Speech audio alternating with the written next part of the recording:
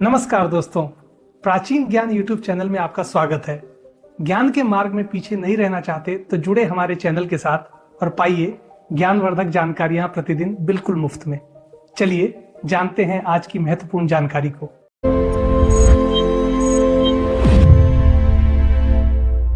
प्राचीन ज्ञान चैनल में आपका स्वागत है। दोस्तों, प्रकृति ने मानव कल्याण हेतु अनेक वृक्षों और वनस्पतियों का सृजन किया है। इन वनस्पतियों में कुछ अपने स्वाद के लिए जानी जाती हैं, तो कुछ अपने औषधीय गुणों के लिए। इन्हीं में से एक विशाल और गुणकारी वृक्ष है इमली। भारतीय जनजीवन में इमली का स्थान अत्यंत विशिष्ट है। इसका खट्टा मीठा स्वाद न केवल जिह्वा को आनंद देता है, अपितु इसके भीतर स्वास्थ्य और तंत्र मंत्र के कई रहस्य भी छिपे हुए हैं। इस वीडियो में हम इमली के वृक्ष की उत्पत्ति से लेकर इसके धार्मिक, तांत्रिक और आयुर्वेदिक महत्व पर प्रकाश डालेंगे। इसे 5 खंडों में बांटा हूं। खंड 1, इमली पौधे की उत्पत्ति कथा एवं पौराणिक संदर्भ। इमली के वृक्ष की उत्पत्ति के विषय में हमारे प्राचीन ग्रंथों और लोक कथाओं में कई रोचक प्रसंग मिलते हैं। इसका इतिहास देवताओं और असुरों की कथाओं से जुड़ा है। भस्मासुर और इमली के पत्तों की कथा। एक अत्यंत प्रचलित पौराणिक कथा के अनुसार प्राचीन काल में इमली का वृक्ष आज जैसा नहीं दिखता था। उस समय इसके पत्ते बहुत बड़े और चौड़े होते थे। यह वृक्ष इतना घना था कि इसके नीचे सूर्य की किरणें भी प्रवेश नहीं कर पाती थीं। कथा के अनुसार एक बार भस्मासुर नामक असुर ने भगवान शिव की घोर तपस्या की। उसकी तपस्या से प्रसन्न होकर भगवान शिव ने उसे वरदान दिया कि वह जिसके भी सिर पर हाथ रखेगा वह भस्म हो जाएगा। वरदान पाते ही भस्मासुर के मन में पाप जाग गया और वह भगवान शिव के सिर पर ही हाथ रखकर उस वरदान की परीक्षा लेने के लिए दौड़ा। भगवान शिव अपने ही दिए वरदान से संकट में पड़ गए और वे भस्मासुर से बचने के लिए तीनों लोकों में भागने लगे। भागते हुए भगवान शिव एक घने वन में पहुंचे जहां इमली का एक विशाल वृक्ष था। उस समय इमली के पत्ते केले के पत्तों के समान बड़े होते थे। भगवान शिव ने उस वृक्ष के घने पत्तों के पीछे स्वयं को छिपा लिया। भस्मासुर उन्हें ढूंढता हुआ वहां पहुंचा, किंतु बड़े पत्तों के कारण वह शिवजी को देख नहीं पाया। तब जगत के पालनहार भगवान विष्णु ने शिवजी की सहायता करने की ठानी। उन्होंने अपनी माया से या सुदर्शन चक्र के प्रयोग से इमली के उन बड़े पत्तों को छोटे छोटे टुकड़ों में विखंडित कर दिया।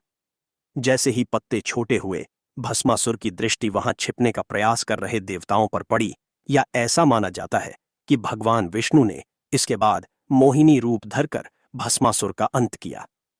किंतु उस घटना के बाद से इमली के पत्ते जो कभी बहुत बड़े हुआ करते थे, वे हमेशा के लिए छोटे छोटे हो गए। इसी कारण आज भी इमली के पत्ते संयुक्त रूप में छोटे आकार के दिखाई देते हैं। इस कथा से यह भी माना जाता है कि इमली के वृक्ष पर अतृप्त आत्माओं या यक्षों का वास हो सकता है, क्योंकि इसने संकट के समय आश्रय दिया था और युद्ध का साक्षी बना था। राम वनवास और इमली का वृक्ष। एक अन्य लोक मान्यता रामायण काल से भी जुड़ी है। जब भगवान श्री राम, माता सीता और भ्राता लक्ष्मण वनवास के लिए गए तो उन्होंने वन में कुटिया बनाने का विचार किया।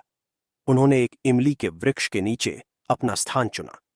उस समय इमली के वृक्ष की छाया बहुत सुखद और शीतल थी, जो राजमहल के सुखों की याद दिलाती थी। भगवान राम ने सोचा कि यदि वन में भी हमें राजमहल जैसी सुख सुविधा और छाया मिलेगी तो हमारी तपस्या और वनवास का उद्देश्य पूर्ण नहीं होगा। यह सोचकर उन्होंने लक्ष्मण जी से कहा कि हमें ऐसे वृक्ष के नीचे नहीं रहना चाहिए जो हमें विलासिता का अनुभव कराए। माना जाता है कि राम जी के इस संकल्प और बाण के प्रभाव से इमली के पत्ते छोटे हो गए ताकि वे पूर्ण छाया न दे सकें और धूप छनकर नीचे आए, जिससे वनवास का तप खंडित न हो। खंड 2, इमली पौधे का धार्मिक महत्व। भारतीय संस्कृति में प्रत्येक वृक्ष को देवता या ग्रह से जोड़ा गया है। इमली का वृक्ष भी धार्मिक दृष्टिकोण से अत्यंत महत्वपूर्ण है, यद्यपि इसकी पूजा पीपल या बरगद की तरह घर के आंगन में नहीं की जाती। यक्ष और अमानवीय शक्तियों का निवास। लोक धारणा है कि इमली के वृक्ष पर यक्ष, गंधर्व और अन्य अदृश्य शक्तियों का वास होता है। इसलिए प्रायः इस वृक्ष को गांव की सीमा पर या बस्ती से कुछ दूरी पर लगाया जाता है। रात्रि के समय इस वृक्ष के नीचे सोना धार्मिक और वैज्ञानिक दोनों ही दृष्टियों से वर्जित माना गया है। धार्मिक दृष्टि से माना जाता है कि रात्रि में इस पर रहने वाली शक्तियां सक्रिय होती हैं। दक्षिण भारत में महत्व उत्तर भारत की तुलना में दक्षिण भारत में इमली का धार्मिक महत्व अधिक सकारात्मक रूप में देखा जाता है। वहां के मंदिरों में बनने वाले प्रसाद में इमली का प्रयोग अनिवार्य रूप से होता है। विशेषकर पुलियोधराय अर्थात इमली भात भगवान विष्णु के मंदिरों में एक प्रमुख प्रसाद है। यह माना जाता है कि इमली का खट्टापन मन की तामसिक वृत्तियों को काटकर सात्विकता की ओर ले जाने में सहायक हो सकता है यदि इसका प्रयोग उचित मात्रा में किया जाए। शनि ग्रह की शांति। ज्योतिष शास्त्र के अनुसार इमली के वृक्ष का संबंध शनि और राहु जैसे ग्रहों से माना जाता है। जिन व्यक्तियों की कुंडली में शनि दोष हो या जो राहु की दशा से पीड़ित हो, उन्हें इमली के वृक्ष की सेवा करने अथवा इमली का दान करने की सलाह दी जाती है। कुछ विशेष धार्मिक अनुष्ठानों में इमली की लकड़ी का प्रयोग हवन सामग्री के रूप में निषिद्ध है, किंतु तांत्रिक हवन में इसका विशेष महत्व है। खंड 3। इमली पौधे का तांत्रिक प्रयोग। तंत्र शास्त्र में वनस्पतियों का उपयोग बहुत गूढ़ है। इमली के वृक्ष, उसके बीज, उसकी छाल और पत्तियों का प्रयोग कई प्रकार की तांत्रिक क्रियाओं और बाधा निवारण में किया जाता है। यहां दिए गए प्रयोग केवल जानकारी हेतु हैं। नजर दोष और बाधा निवारण। जन सामान्य में यह धारणा प्रबल है कि यदि किसी व्यक्ति को बुरी नजर लग गई हो या किसी बालक को बार बार अकारण भय लगता हो तो इमली की डाली का प्रयोग किया जाता है। विधि इमली की एक छोटी टहनी लेकर उस व्यक्ति के ऊपर से 7 बार उतारा जाता है और फिर उस टहनी को आग में जला दिया जाता है। माना जाता है कि जैसे जैसे टहनी जलती है, नजर का प्रभाव भी समाप्त हो जाता है। धन आकर्षण हेतु इमली के बीज। तंत्र शास्त्र में धन लक्ष्मी को आकर्षित करने के लिए इमली के बीजों का एक गुप्त प्रयोग बताया गया है। विधि दीपावली या किसी शुभ मुहूर्त में इमली के 7 साबुत बीज लें। इन्हें हल्दी और कुमकुम से रंगें। इसके पश्चात एक लाल वस्त्र में इन बीजों को बांधकर ओम श्रीं महालक्ष्म्यै नमः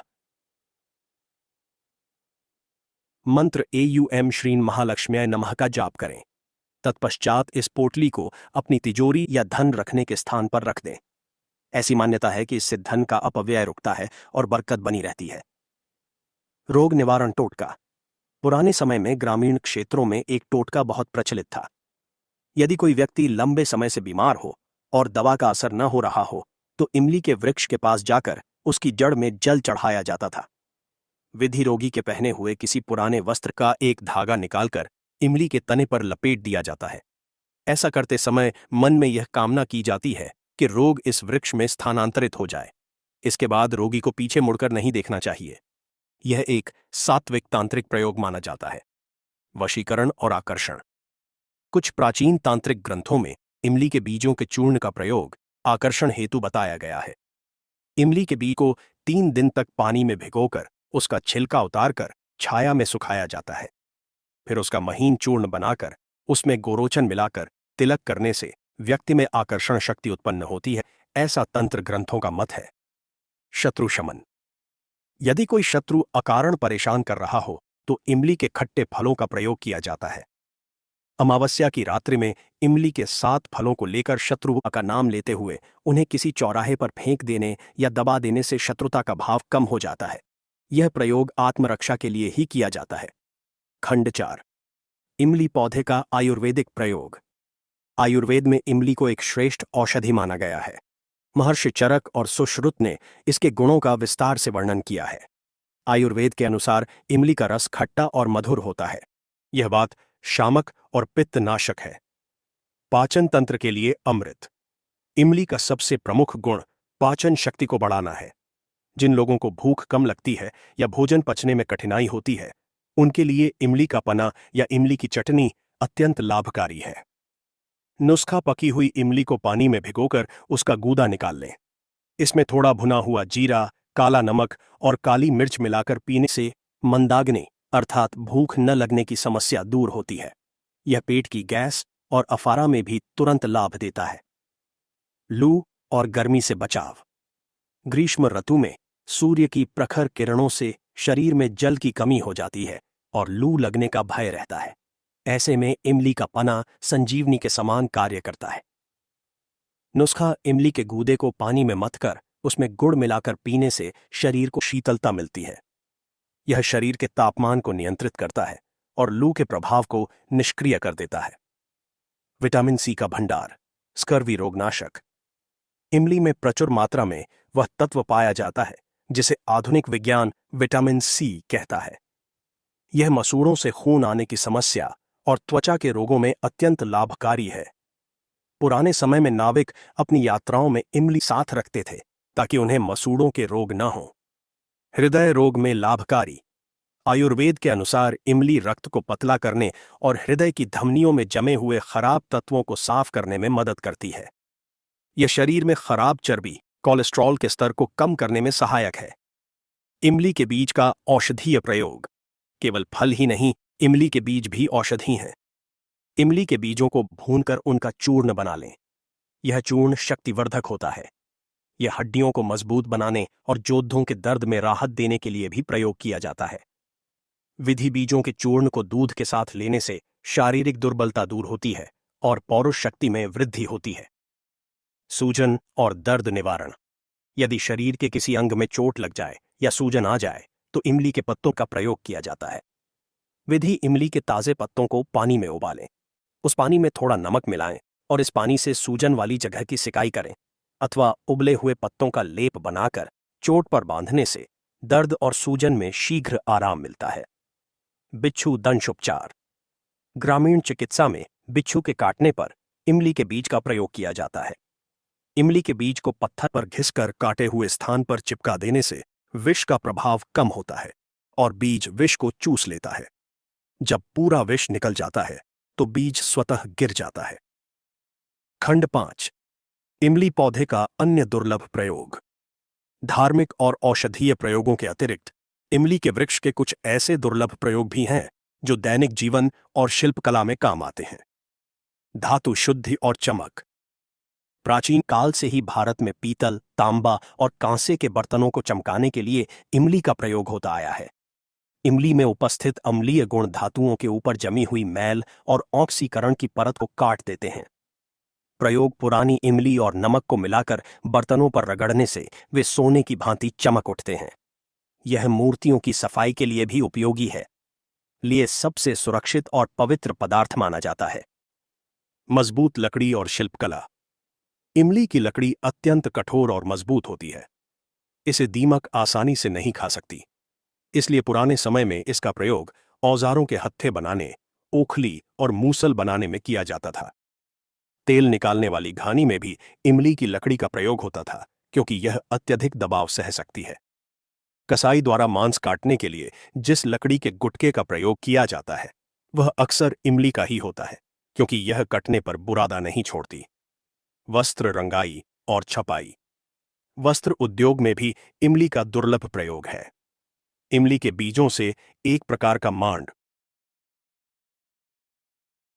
पेस्ट तैयार किया जाता है जिसका उपयोग कपड़ों की रंगाई और छपाई, ब्लॉक प्रिंटिंग में रंगों को पक्का करने के लिए किया जाता है। यह प्राकृतिक गोंद का कार्य करता है। भोजन संरक्षण। पुराने समय में जब शीतलक यंत्र, फ्रिज नहीं होते थे, तब भोजन को खराब होने से बचाने के लिए इमली का प्रयोग होता था। पके हुए भोजन में इमली का रस मिलाने से वह जल्दी खराब नहीं होता। यही कारण है कि लंबी यात्राओं के लिए इमली वाले चावल या व्यंजन बनाए जाते थे। दोस्तों, एक खास जानकारी कि इमली केवल एक खट्टा फल देने वाला वृक्ष नहीं है, अपितु यह भारतीय संस्कृति, आयुर्वेद और परंपराओं का एक अभिन्न अंग है। इसकी उत्पत्ति की कथाएं हमें ईश्वरीय लीलाओं का स्मरण कराती हैं। इसका धार्मिक महत्व हमें अदृश्य शक्तियों के प्रति सचेत करता है। इसके आयुर्वेदिक गुण हमारे स्वास्थ्य की रक्षा करते हैं और इसके तांत्रिक प्रयोग हमारी समस्याओं के समाधान का मार्ग सुझाते हैं। प्रकृति ने इस वृक्ष के कण कण में गुण भरे हैं। जड़ से लेकर फल, फूल, पत्ती और बीज तक सब कुछ मानव कल्याण के लिए उपयोगी है। आवश्यकता है कि हम इस धरोहर को पहचानें और इसका संरक्षण करें। इमली का वृक्ष भारतीय माटी की गंध और स्वाद का प्रतीक है जो सदियों से हमारे जीवन में मिठास और खटास का संतुलन बनाए हुए है। ओम शांति। दोस्तों, कृपया इस वीडियो को आगे जरूर शेयर करें। धन्यवाद।